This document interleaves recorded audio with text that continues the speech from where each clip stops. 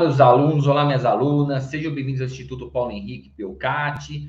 Eu sou o professor Paulo Teófilo e vamos iniciar agora, de uma forma rápida, um curso extremamente enxuto, rápido, para que você possa ser aprovado na OAB em tributário. Veja, eu não estou aqui para dar aquela aula extensa, com muitas horas. Eu vou fazer aqui o básico do que você precisa para passar. Isso daqui você pode usar ou como um resumo do que você já estudou, ou como um apoio, como um suporte, ou até que se você não tem tempo de estudar, que seja pelo menos a base do básico que você precisa saber para ser aprovado no exame de ordem, ok? Então, gente, bora lá, vou correr com o tema aqui, que o tema ele é bem extenso.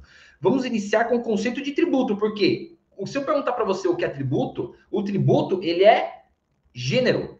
O imposto, taxa, isso são espécies. Quando eu falo em tributo, o tributo, o conceito dele está no artigo 3 do Código Tributário Nacional, que ele diz: o tributo é toda prestação pecuniária compulsória em moeda cujo valor nela possa se exprimir, que não constitua de sanção de ato ilícito, instituída em lei, cobrada mediante atividade administrativa plenamente vinculada. A partir daqui, nós temos algumas conclusões. Primeira, o tributo é aquilo que você paga de forma obrigatória, ou seja, se sair um imposto do ar que você respira, que aí você paga se quiser para ajudar na manutenção do ar. Isto não é um tributo, porque ele não é obrigatório, é facultativo.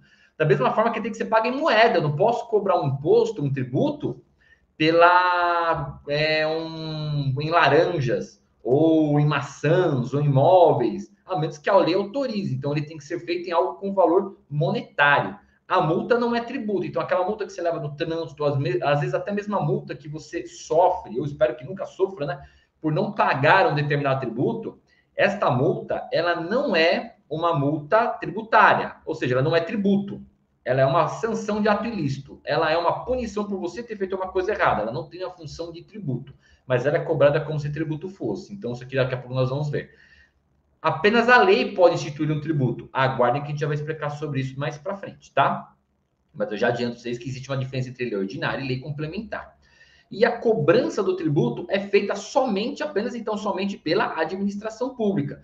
Você não pode terceirizar, delegar que outra empresa faça essa cobrança do tributo. E quando nós estamos falando aqui da natureza do tributo, o tributo ele tem uma dupla função. Primeiro que a função extrafiscal. Que é a função extrafiscal? A função fiscal. Qual que é a função fiscal? A função de arrecadar. A função fiscal de um tributo é aquela que o fisco ele arrecada valores para os cofres públicos para custear tudo aquilo que envolve a sociedade. Ao passo que a função extrafiscal, não que ela não tenha também uma natureza de arrecadar dinheiro, mas a função extrafiscal é para se evitar alguma conduta social. Então, por exemplo, alguns tributos, eles têm a natureza exígua de serem extrafiscais. O imposto de importação deles, o imposto de produtos industrializados. Então, assim, imposto de produto, o IPI, imposto de produtos industrializados, ele é feito para que, quando você tem um consumo de um produto nocivo, você aumenta o valor dele, que é o caso do cigarro, você aumenta o valor do IPI, para que, com este valor aumentado, você vai diminuir o consumo. Ao passo também que ele pode estimular o consumo. Foi o que aconteceu antigamente com os carros zero.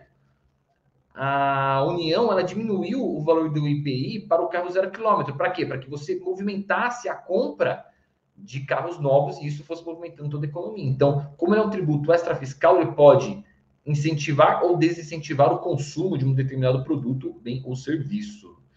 Agora vamos falar rapidamente sobre a diferença entre competência e capacidade tributária. A competência tributária é aquela que está prevista no artigo 153 da Constituição Federal. A competência, ela é determinada pela Constituição Federal, ou seja, a competência é de você instituir tributos. Então, quem pode instituir o tributo?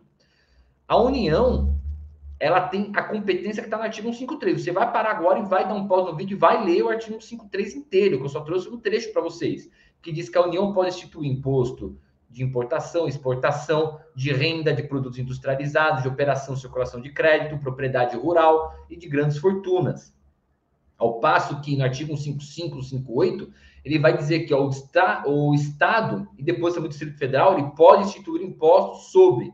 E aí tá, o Distrito Federal, ele vai junto com o Estado, ele vai poder instituir imposto de causa morte e doação, o ICMS, que é a operação de mercadoria e serviço, de circulação, e o IPVA, que é o famoso imposto de propriedade de veículo automotor. O município ele vai poder ter o imposto de venda de bens imóveis, que é o ITCMD,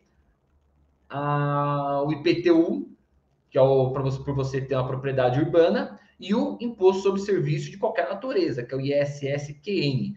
Apenas estes que estão autorizados pela Constituição Federal podem ser instituídos. Agora, a capacidade tributária é o maluquinho que vai fazer a cobrança. Ou seja, o ITR, que é o Imposto de Território Rural, ele é um tributo da onde? Da União. Quem faz a fiscalização e a arrecadação em loco? O município. Por quê? Essa não é a competência, é a capacidade tributária. E o artigo 7 do Código Tributário Nacional, ele vai homenagear isso quando ele vai dizer o quê? Vejamos aqui. A competência tributária, ela é indelegável, ou seja, nenhum ente pode delegar para o outro a competência para se instituir tributos, salvo a função de arrecadar, que essa é a capacidade tributária, quem pode fazer a arrecadação. Deu para entender? Então, a competência de instituir só aqueles entes. A capacidade para fazer a arrecadação, esta pode ser delegada. Por quê? Por uma questão de controle. Justamente uma questão de controle. Então, o município é o melhor exemplo de ele poder fiscalizar e arrecadar o ITR, que é o imposto da União. Estamos bem? Agora, vamos passar para os princípios tributários. Gente, se alguém chegar e me perguntar, professor, qual que é o ponto mais crucial para eu estudar direito tributário? Meu amigo, os princípios. Por quê? Existem sempre violações a princípios. Em exame de ordem, vai ter violação a princípio. Exame de ordem vai ter violação a princípio, pelo menos alguma coisa sobre o princípio vai cair. Se você pelo menos decorar os princípios tributários, você vai acertar metade da prova, tenho certeza disso.